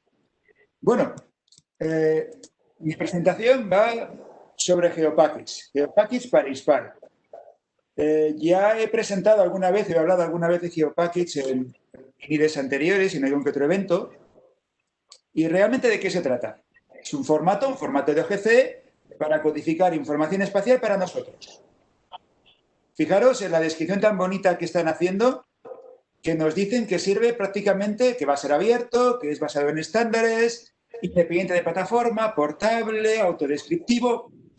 No solamente eso, sino que hoy se puede guardar ahí información vectorial, pirámides de imágenes, coberturas, datos no espaciales, metadatos, y los podemos relacionar todos mediante relaciones prácticamente de asociar que esta feature se está visualizando en esta o está contenida en esta imagen.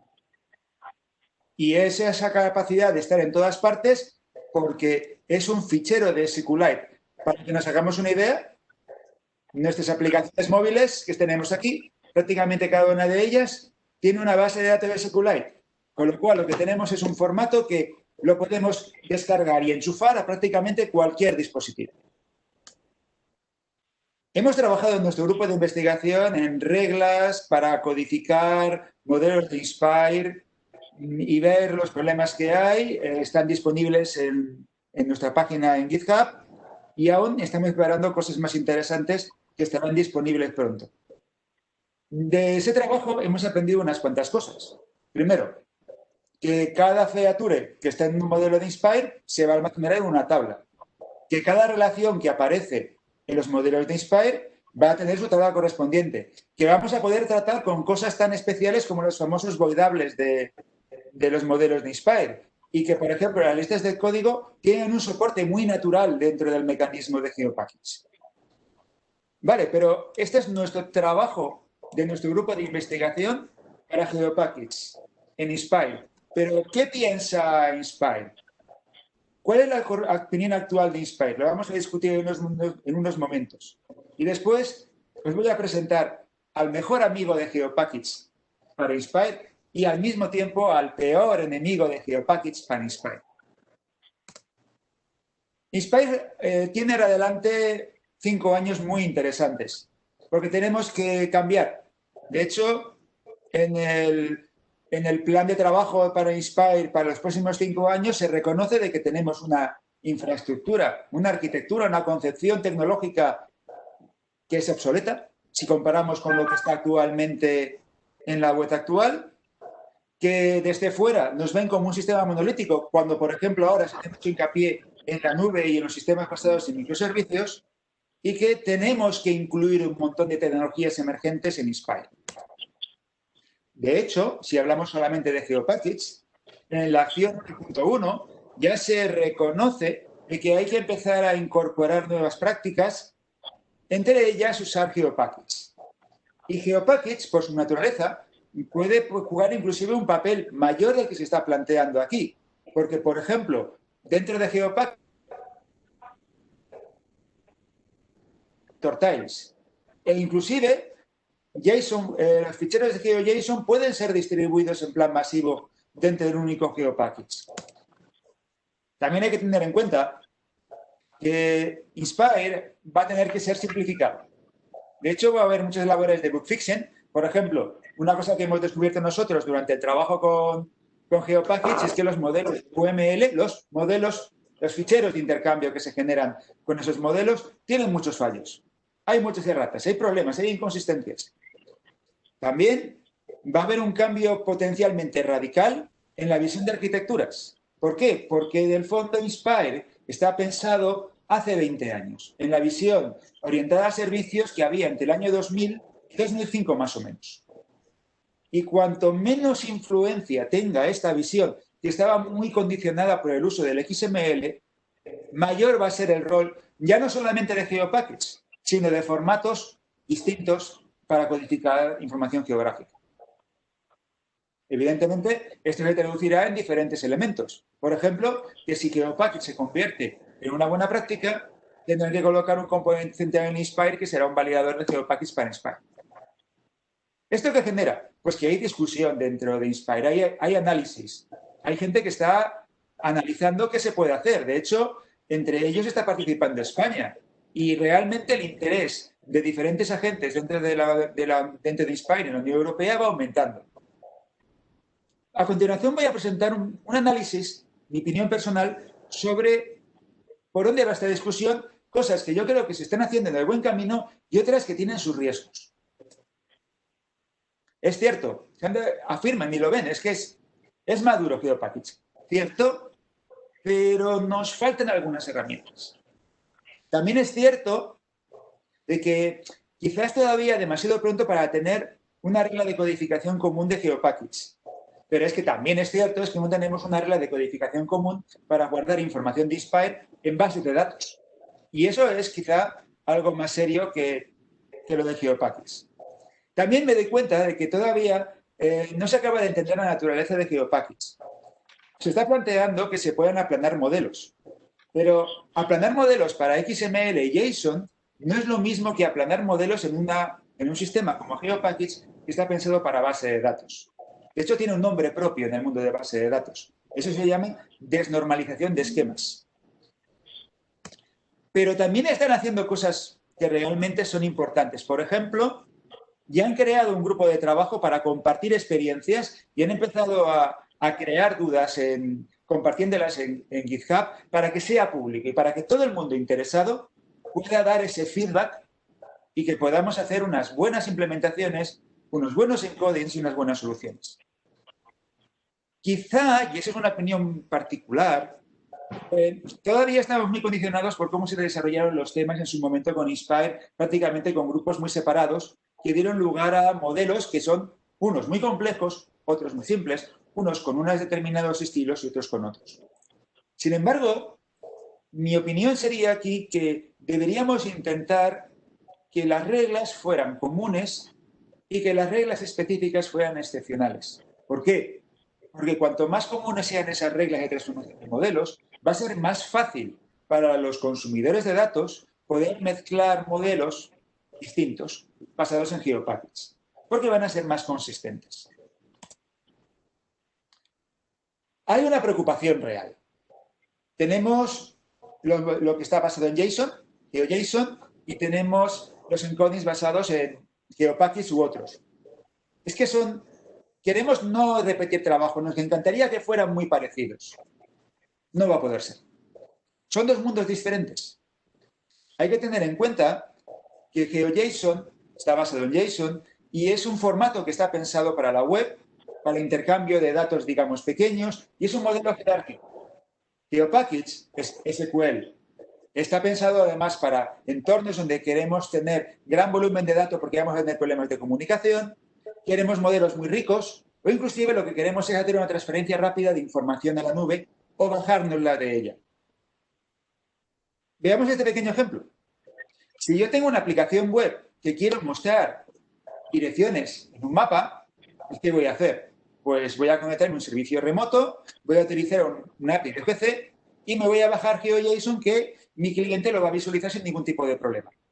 Sin embargo, si tengo una aplicación móvil y que tengo que moverla de un sitio para otro, pues puede ser más práctico bajarme o instalar con la aplicación toda una base de datos con toda la información geoespacial y enviar cambios de esa base de datos completos, que de hecho es lo que hacen muchas aplicaciones, por ejemplo, tenemos de TomTom o similares. En cualquier caso, opiniones como la mía y opiniones como las vuestras van a ser recogidas por la gente de MICTE mediante encuestas en diferentes países, con lo cual las decisiones que tomen van a ser representativas de la opinión global de toda la comunidad. También hay otros tópicos que se han estado discutiendo y se ve que ya empiezan a ver que GeoPackage tiene más cosas. Por ejemplo, ya empiezan a considerar el uso de las extensiones como la de metadatos. Pero yo puedo asegurar con mi análisis y mi experiencia ya previa es que hay varias extensiones más, la de esquema, la de tablas relacionadas, que van a jugar un papel clave en el futuro del uso de GeoPackage en Inspire. Sí que hay un problema que eso hay que reconocerlo. Se discute la posibilidad de poder validar una fichera de GeoPackage. Y es cierto, OGC nos ofrece herramientas para poderlo hacer. Pero todavía no tienen la calidad necesaria y tienen que ser mejoradas.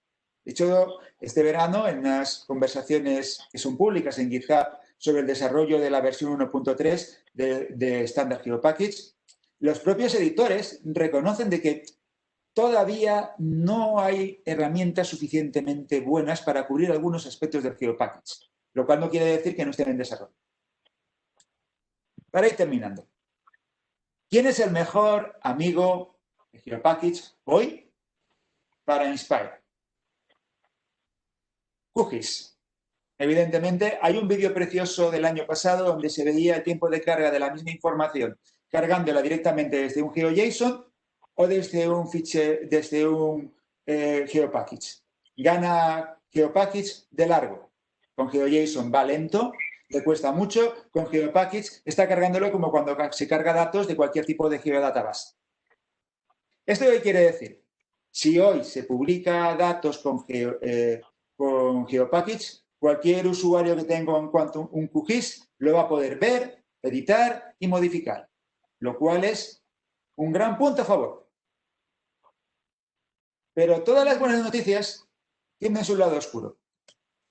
Es también el peor enemigo de GeoPackage, porque el interfaz de usuario de QGIS está muy orientado a la idea de ficheros separados, cada capa separada. Perdemos, de hecho no tiene todavía soporte a la idea de relaciones entre los diferentes elementos que puede haber en un GeoPackage. Features, atributos, coverajes, tiles. Todavía no tiene ese soporte. ¿Por qué? ¿Es culpa en este caso de QGIS? No, realmente es culpa de la librería que le sirve a QGIS para poder acceder a la información, que es GEDAL. GEDAL tiene una visión muy opinada de cómo se accede a la información. Ya con eso termino. ¿Puede convertirse GeoPackage en parte de nuestra vida de aquí a 5 años y que en algunos momentos nos encontremos con que realmente la gente no se descarga GeoJSON, no se descarga GMLs, no se descarga Shapefiles, se está descargando GeoPackage? Es posible. Según cómo vaya el diseño de la futura arquitectura de Inspire, es hasta bastante probable. En cualquier caso, hay que recordar que QGIS es un caso de uso, no el caso de uso. QGIS representa el caso de uso en el cual buscamos usuarios que quieren modelos simples y ligeros, no muy complicados, que se puedan visualizar y que realmente no vas a relacionar mucha información, salvo que la superpongas sobre el interfaz de usuario que te ofrece cookies. Entonces, ¿cuáles son los otros casos de uso interesantes de GeoPackage? Pues los tenemos ahí. Escenarios en los cuales la conexión por web no es fiable. Tenemos un problema de conectividad. Dispositivos móviles de todo tipo. Por ejemplo, un vehículo. Por ejemplo, un dron. Hay que cargarle mapas del terreno. Y no podemos estar confiando de que siempre estén conectados o que puedan bajarse toda la información que necesitan con el ancho de banda que tienen. Queremos algo que literalmente podamos sacarlo de nuestro servidor y conectarlo de un dispositivo embebido o usarlo en un equipo militar o usarlo en una situación de emergencia con información muy compleja, y ahí es eficiente que le pasemos literalmente un volcado de la base de datos. O el modelo es muy complicado, con muchísimas relaciones entre elementos que pueden ser datos, por ejemplo, de features, datos de cobertura, imágenes, PDFs. Pensemos, por ejemplo, en datos pensados para la aviación, un mapa de vuelo.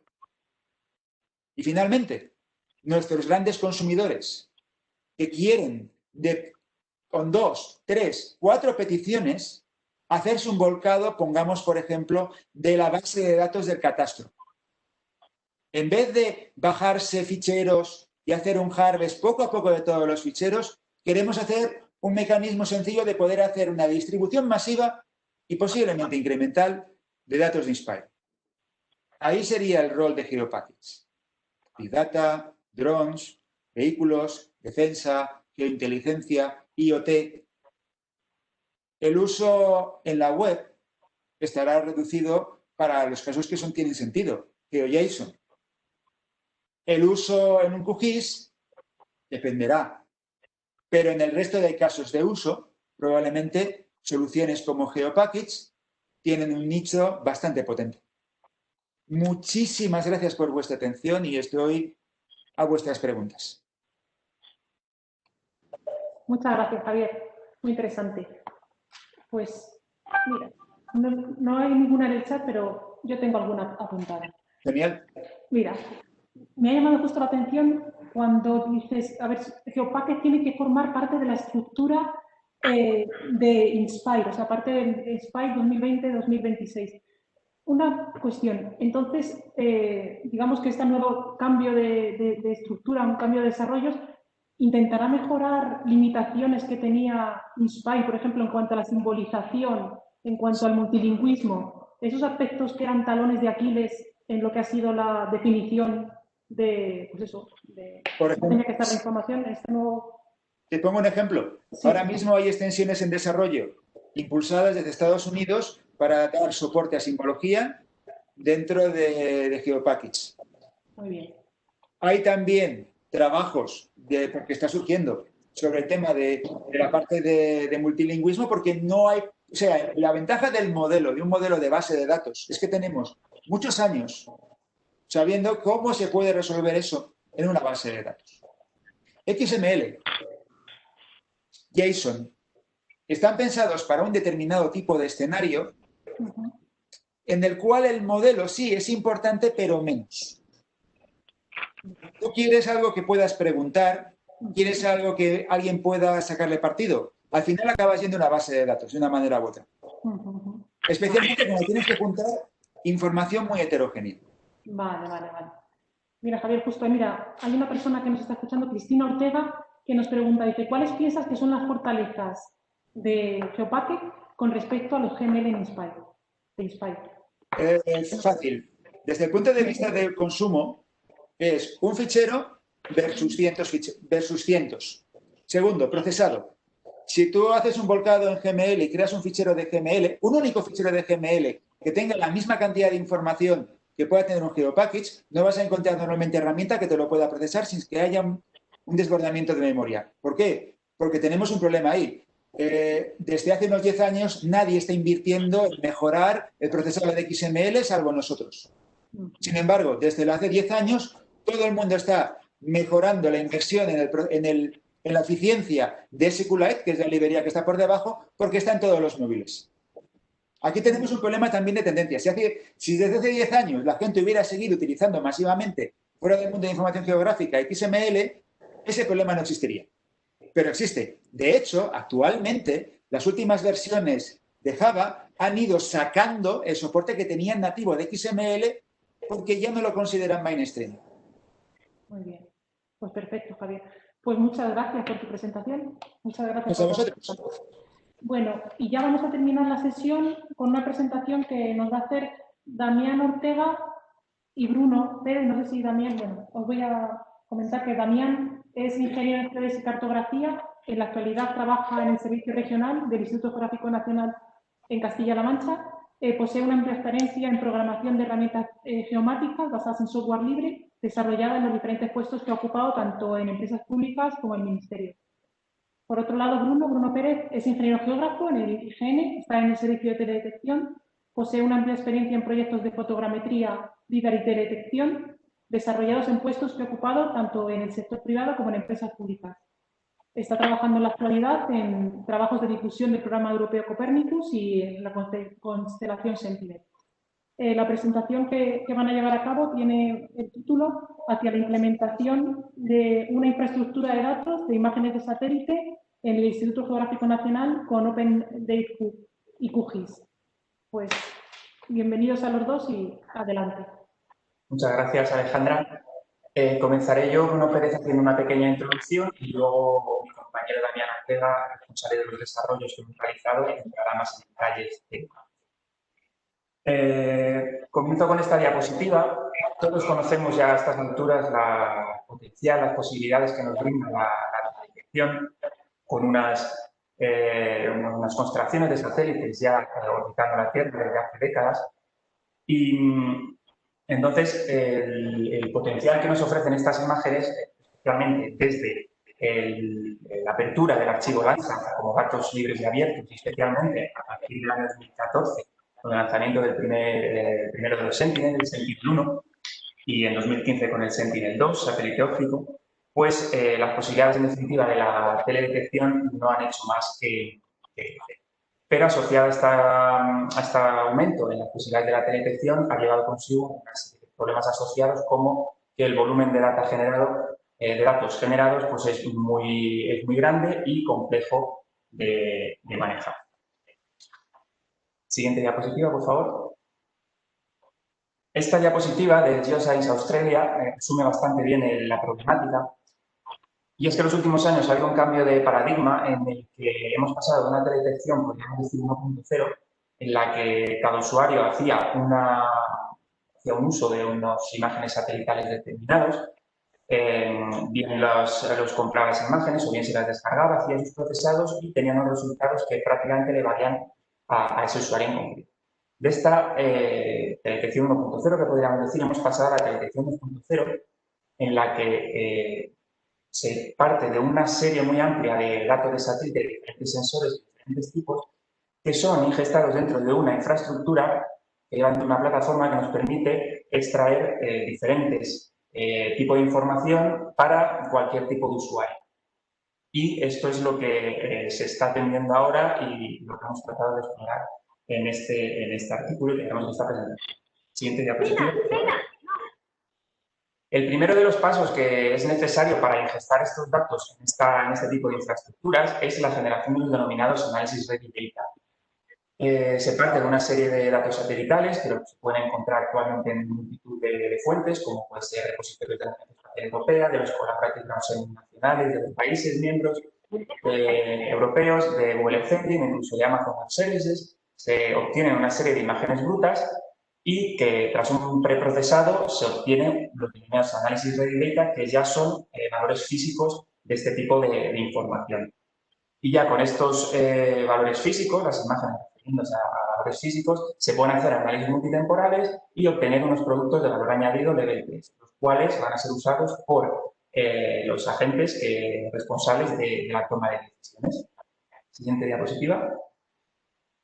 Entre las diferentes iniciativas que existen en este aspecto, una de las más importantes por su carácter open source es el OpenDataQ. Resulta que en Australia, Geoscience Australia, hizo una serie de desarrollos para extraer todo el potencial al archivo histórico Landsat y todos esos desarrollos, el núcleo de esos desarrollos se liberaron como un proyecto open source y fue denominado Open Data. Con el paso de los años, cada vez hay más países que están optando por este tipo de tecnología open source, y esto es un pequeño mapa, pero hay muchas más iniciativas que no están aquí reflejadas. Y, por ejemplo, simplemente en España, pues en Cataluña, CREAF ha utilizado esta tecnología para hacer un visualizador de imágenes Sentinel-2 del territorio de la red de Cataluña. Siguiente diapositiva, por favor. Bien, muy brevemente, el Open Data Cube lo que viene siendo principalmente el elemento más importante es el ODC, el core de la Data Cube, que lo que permite es, en el fondo, es un ecosistema integrado de datos raster que permite el análisis multitemporal de imágenes de satélite. Permite que estas imágenes de satélite, una serie de los sensores que se consideren, sean ingestados en este cubo de datos y a partir de ahí permita hacer los análisis que se estimen convenientes. Pero aparte de eso, el propio Open Data Cube lleva otra serie de herramientas asociadas como una interfaz web, Jupyter Notebooks para prototipar aplicaciones, incluso soporte para servicios OGC como servicios WMS o WMTS, incluyendo soporte para formatos POG, como le comentaba mi compañero al principio de esta. Siguiente diapositiva. Ahora entra ya mi compañero Damián, que va a entrar más en los detalles de lo que hemos realizado técnicamente. Bueno, muy bien. Voy a pasar a describir los aspectos más técnicos de este proyecto piloto e intentar resumir en 10 minutos el trabajo que hemos desarrollado en los últimos 5 meses. Bueno, el desarrollo se ha llevado a cabo desde un enfoque de extensión de funcionalidades existentes. Para ello hemos comenzado con una implementación completa de un prototipo de Open Data Cube. A ver, un momentito. También no te vemos. Si quieres que te veamos, estás sin vista. Ah, vale. Muy bien. Ahora me veis, ¿no? Sí. Perfecto. Estupendo. Bueno, decía, hemos realizado una implementación completa de un prototipo de Open Data Cube basándonos en la documentación de referencia y en 2 casos de estudios prefijados. Voy a cerrar un momento esto de aquí. La implementación completa del prototipo de Open Data Cube contempla la instalación y configuración de todo el marco geotecnológico, la ingestión de un determinado número de escenas en los casos de estudio con los que hemos trabajado y una serie de análisis y aplicaciones sobre esas escenas ingestadas.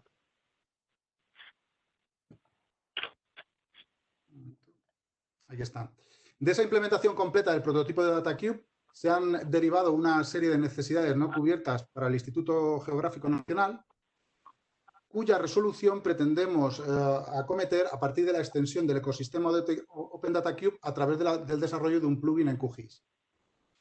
El esquema de desarrollo que estamos realizando, de momento estamos en la fase de análisis, para lo cual hemos realizado primero un estudio del arte de plugin de QGIS en materia de Remote Sensing, de la que se ha derivado una especificación de requisitos generales y específicos.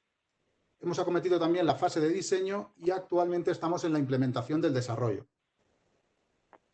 Para la implementación del proyecto piloto se han escogido 2 casos de estudio con potenciales aplicaciones de la explotación de datos de observación de la Tierra. El primero se refiere a una zona de cultivo cercana a la capital de Albacete que ha sido objeto de un buen número de campañas de calibración y validación de productos OT. Y el segundo está relacionado con el seguimiento y la evolución del estado de conservación de los sistemas naturales. En uno y en otro caso se ha tenido en cuenta la posición relativa de las envolventes ocupadas por sus respectivos territorios respecto de los recorridos de las plataformas satelitales Sentinel-1 y Sentinel-2 y Landsat 8, con objeto de analizar las zonas de solape entrepasadas. Aquí está el recorrido de Sentinel-2 y aquí el recorrido de Landsat 8. En concreto, las 2 zonas son la masa de agua subterránea Mancha Occidental, perteneciente a la demarcación hidrográfica del Júcar, y el Parque Nacional de Cabañeros. Respecto a la documentación consultada, la referencia clave son los materiales, tanto la documentación como el código fuente de scripts, de los talleres de los proyectos de Swiss DataCube y Armenian DataCube, y todos los recursos contenidos en la decena de repositorios GitHub oficial de Open DataCube, así como el seguimiento de noticias, resolución de dudas, reportes de bugs en redes sociales de Open DataCube, en particular su canal Slack. A partir de toda esta documentación se procedió a la instalación y configuración de los requerimientos. Para ello montamos una máquina virtual en un equipo que cuenta con 8 procesadores y 64 GB de RAM, con el sistema operativo Linux Ubuntu Server, y se procedió a instaurar un marco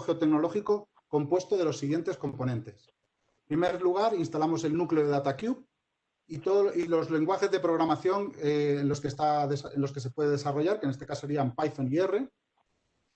Instalamos también una serie de IDEs para poder depurar todo el código, PyCharm y RStudio. Instalamos también librerías de uso extendido en el entorno geoespacial, que son GEDAL y para el caso de Sentinel la herramienta Send2Core. También herramientas geoespaciales programadas en Python como Rasterio, Safely, NetCDF y GeoPandas. Todas las herramientas científicas programadas en Python del ecosistema SciPy. Para la descarga de imágenes hicimos uso de la herramienta GSUtil de la plataforma Google Cloud Storage y como base de datos utiliza la base de datos Postgre. También dotamos una serie de herramientas transversales como el Ubuntu, que es una interfaz ligera para una interfaz gráfica ligera para el sistema operativo Linux, y pgadmin para el mantenimiento de la base de datos. Y por último, instalamos el framework Django en el que está programada toda la interfaz de usuario web de OpenDataCube. El proceso de ingestión de escenas es un proceso bastante complejo, pero lo vamos a resumir en 3 fases. Una primera fase sería la preparación de DataCube, otra segunda fase sería obtener las imágenes que están pendientes de ingestar y luego todo el proceso de descarga, procesamiento e ingestión de imágenes. Todo esto se maneja a partir de 3 scripts, 2 programados en R y 1 programado en Python. En el primer caso, introducimos una determinada área de interés, un país, por ejemplo, a partir del cual obtenemos los tiles que intersectan en determinada zona. También se calculan un tamaño de tile, la resolución media y los límites de ingestión que nos sirven para definir el producto con unas mediciones concretas. A continuación, lo que vamos a consultar son las escenas disponibles en Google Cloud Storage y, por comparación con los identificadores unívocos de las escenas ingestadas en nuestra base de datos Postgre, obtendremos un listado de escenas pendientes de ingestión. A continuación, se graban las rutas de los directorios de trabajo y comenzaremos con la descarga, la descompresión, el preprocesamiento. El caso de uso que estamos viendo en pantalla es el caso de un Sentinel 2 Level 1C para el paso al Sentinel Level 2A, con lo cual aplicamos Send2Core. Y a continuación prepararemos la escena e ingestaremos la escena dentro de la base de datos Postgre. Si hay algún problema, se nos reportará en un fichero de texto y si no, se nos generarán los ficheros NetCDF4 y continuaríamos completando. ¿Perdón? Tina, ¿estás limpiando? Yo creo que hay alguien con el micrófono. No sé quién ha sido por ahí. No sé. Bien. Bueno, una vez ingestados los datos, OpenDataCube, para el acceso a datos ingestados y análisis, proporciona ejemplos de aplicaciones a través del software de prototipado Jupyter Notebooks. A modo de taller se muestra un ejemplo de acceso y uso de datos indexados en OpenDataCube. En primer lugar, sería necesario establecer un producto, en este caso mancha oriental. Estableceremos también las mediciones o las bandas que vamos a utilizar, el área de interés sobre la que queremos trabajar y las fechas, el rango de fechas de nuestro DataCube. Esto nos arrojará un fichero de configuración y a continuación hay diferentes algoritmos para eliminado de nubes, generación de mosaicos multitemporales, cálculos de índices de vegetación, obtención de composiciones naturales de diferentes combinaciones de bandas o incluso algoritmos más complejos como algoritmos para la determinación de masas de agua para un espectro multitemporal. Para el acceso a datos, ODC también proporciona la implementación de un portal web fácilmente personalizable con Django, donde es posible visualizar productos disponibles, seleccionar y recuperar datasets y realizar análisis a través de aplicaciones disponibles prefijadas y también se pueden incorporar nuevas funcionalidades. De todo este estudio, y una vez finalizado todos los pasos para entender esta tecnología, hemos analizado este entorno y hemos identificado una serie de necesidades no cubiertas inicialmente. En concreto, nos referimos a la generación de ARDs de la misión Sentinel-1 en el ecosistema ODC y un estudio particularizado de productos Sentinel-2 ARD disponibles. También queremos profundizar en el acceso a distintas plataformas cloud para consulta y descarga de datos de observación de la Tierra, con objeto de tener cierta independencia tecnológica. También estamos buscando una definición pormenorizada de áreas de interés. También sería interesante para nosotros un desarrollo de la interfaz de usuario para el mantenimiento de catálogo de escenas ingestadas y una interfaz de usuario para la recopilación de datos de los parámetros de entrada para la ejecución de scripts. Finalmente, pensamos que podíamos extender a clientes SIG pesados toda esta tecnología. Y finalmente, la integración de librerías de geoespaciales de tercero programadas en Python ampliarían considerablemente las posibilidades de futuros desarrollos. En este marco, tras un primer análisis de las necesidades propuestas, de estas necesidades, nuestra propuesta es enriquecer el ecosistema a través del desarrollo de un complemento que extienda y complemente las funcionalidades de QGIS, las funcionalidades nativas y las funcionalidades desarrolladas en sus más de 700 plugins disponibles en la actualidad. A través de su lenguaje de programación con el Binding PyQGIS y el acceso a plataformas de la ESA y de Amazon Web Service, así como herramientas del ecosistema Snap y la utilización de bases de datos espaciales, pretendemos, a partir del estudio de plugin de QGIS en este ámbito, entre el cual podemos destacar el plugin Semi-Automatic Plugin Classification, que recientemente ha salido una última versión, y siguiendo la tendencia en esta materia de teledetección con distintas plataformas cloud que han publicado complementos como Google Earth Engine, Sentinel Hub, Planeteo, OpenEO y Stack. Queremos seguir un poco esta tendencia que hay. 3 minutos, Daniel. 3 minutos, vale. Sí. O Send-to-Core. Enseguida termino y concluyo. Bueno, hemos empezado a desarrollar el complemento con una serie de requerimientos generales que se percibe como un conjunto de herramientas escalables cuyo objetivo es facilitar operaciones contempladas en las 3 fases de flujo de OpenDataCube. Debe cumplir los requisitos para la publicación en el repositorio oficial de complementos de QGIS y se presta especial atención a la documentación de funcionalidades y código fuente del proyecto. En concreto, ahora mismo están previstas la programación de 4 herramientas para la búsqueda y gestión de descarga de datos satelitales, procesamiento de datos Sentinel-1 y generación de ARDs y catálogo de escenas ingestadas y preparación. Respecto a los resultados de estos trabajos, una primera contribución es un manual completo paso a paso que detalla la instalación realizada, así como una máquina virtual con todo el motor de cálculo y las imágenes ingestadas dentro del DataCube. Aquí se muestra un ejemplo. Respecto al plugin, ya tenemos desarrollada una primera versión de una herramienta, Remote Sensing Downloader, que se muestra a continuación. Voy a pasar rápidamente, en la que a partir de la definición de determinadas áreas de interés prefijadas y a partir del acceso a diferentes plataformas cloud, podemos obtener diferentes productos, los diferentes productos previo a la ingestión de imágenes. E incluso cargar dentro de QGIS la huella de esas imágenes contenidas. Todo ello lo estamos documentando dentro con SfinX.